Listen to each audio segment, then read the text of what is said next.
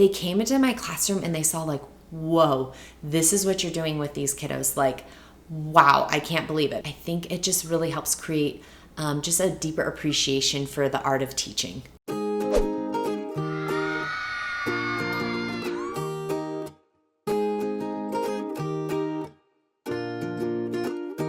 Hey there, I'm Katherine Barker, and in this video, I'm going to be sharing 10 simple ways for you to communicate with parents as a teacher. It can feel really overwhelming working with parents and communicating with them. So in this video, I'm going to break down the 10 different ways that I personally have used to communicate with parents and kind of the different scenarios that you would want to use each one in. Depending on the scenario, you may favor one form of communication over the other, so we're going to dive more into that in this video. And with all forms of communication, we really want to come off very warm, very friendly, and kind of all around positive, even when we're delivering bad news. Okay, so the first form of communication seems it's very obvious, but in-person communication, but this can be overlooked often. I personally favored after school because then I could have kind of give me more time to have maybe a longer conversation with that parent. I felt like if I had it before school, it would sometimes be rushed and it was like, you only have this amount of time. Some people maybe prefer it before school. It's kind of up to you. But either way, you just kind of want to block out a time to really sit down and maybe have a conversation with them. I like to do in person when it's like specific to obviously like an individual student. So maybe I'm sharing their student's progress, or maybe an incident happened during the day with like another student. In person, it's just kind of better to have those private conversations. The second form of communication is just a simple phone call. This one I would choose for individual if I needed to speak to a parent about a student's individual behavior, progress, sometimes praise their behavior. They're doing a great job. I wanted to let you know. So a praise phone call is a great thing that a parent can kind of get nervous when they're see that you're calling them. But when you deliver great news, it's just like a wonderful thing to give them. I prefer this one if I can't have an in-person conversation. I always kind of want to do in-person first. And then if say the parent is maybe working or they're just unavailable, then I will move to a phone call. The third form of communication is just an email. Just use your school email. And I like this for maybe if you have parents like asking a lot of questions. Again, sometimes when it's about behavior or it gets really specific to a student or like an incident, I always prefer to have an in-person conversation just because things can get lost in translation over like messages through email. So I kind of always would try to resort back to in-person if at all possible. Just be sure to set those boundaries beforehand with your email. So that way you don't have parents contacting you, say at midnight and expecting a response. And the fourth form of communication is using like a messaging app. So you can use like Remind or Class Dojo or Seesaw. Talking Points is another one. I personally used Remind, and I really loved Remind because I didn't get parents' actual like phone numbers and they didn't get my phone number. So it was all within the app.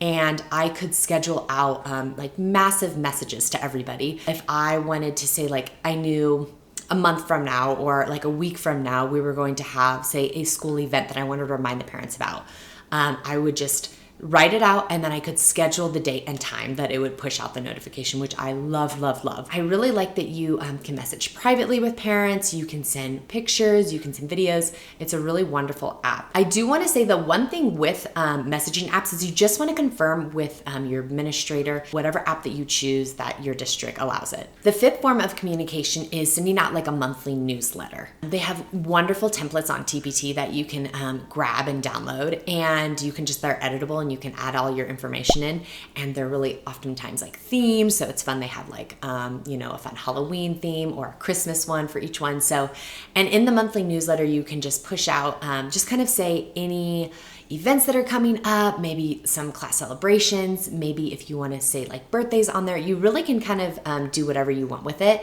and just kind of share maybe what's going on in the classroom.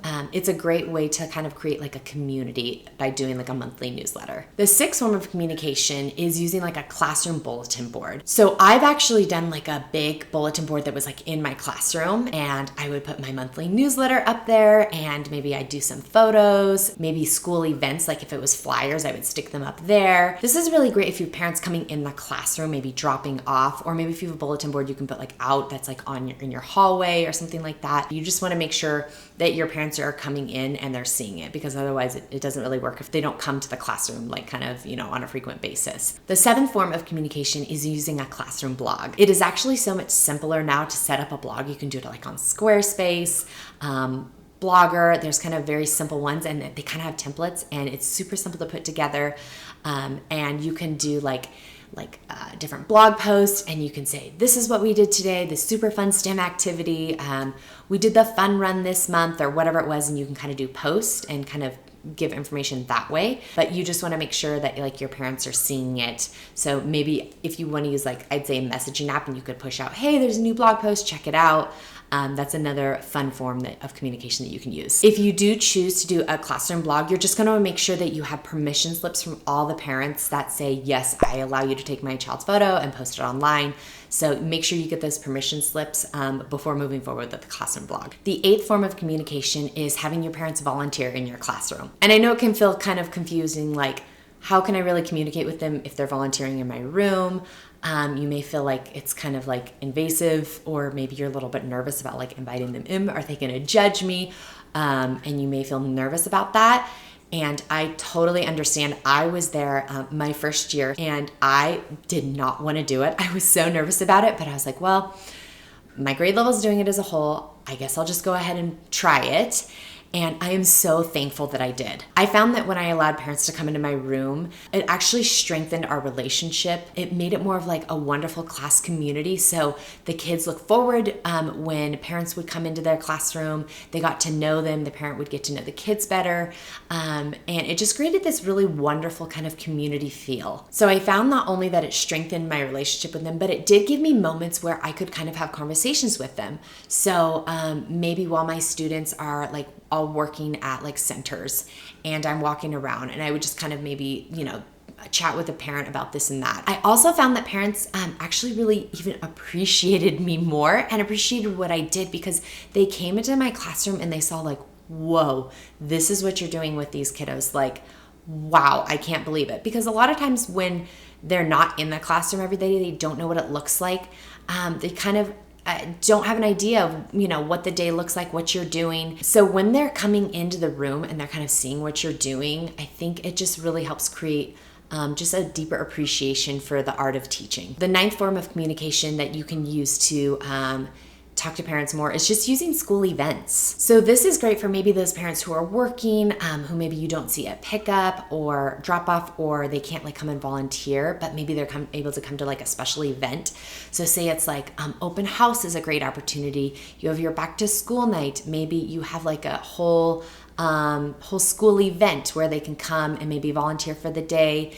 And you can kind of talk to them while, the kiddos are kind of doing whatever event. There's just different ways that you can have those meaningful conversations with them. And it doesn't have to be super long conversations. It just can be simple things like, how's it going? Where do you work?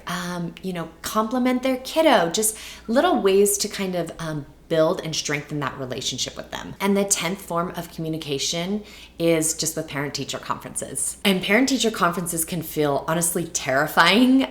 Every year I would kind of get nervous, especially my first few years of teaching, but I actually grew to really love them because I just had a shift in my mindset over the years and just had like kind of a different perspective on them. I really viewed it as a way to just get to know the parent, get to kind of know what's going on at home, and really viewed it as a way of like, I want to communicate to this parent that I am for their child.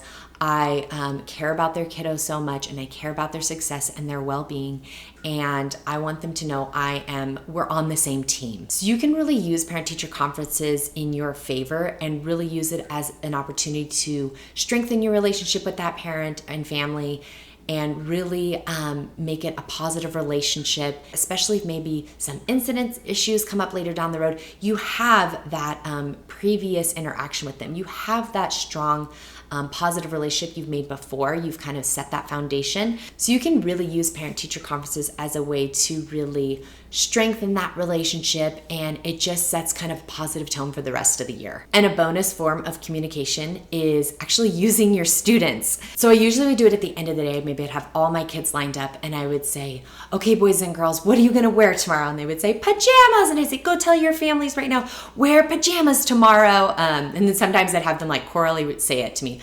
wear pajamas tomorrow, or don't forget to bring your library book, or maybe it's the Christmas concert tomorrow, whatever it was, I would have them say it and then go tell their families. So that wraps up the 10 simple ways for you to strengthen your communication with parents in your classroom. From messaging apps to monthly newsletters to parent-teacher conferences, there are a variety of ways that you can communicate to parents and really clear up maybe any misunderstandings and really even prevent and avoid any miscommunication that can happen along the way. And these forms of communication can also really help you build a positive relationship with your parents. And if you found this video helpful or useful, be sure to like and subscribe for more classroom management content. All right, that's all for now, my friends. I'll see you in the next one. And until then, happy teaching.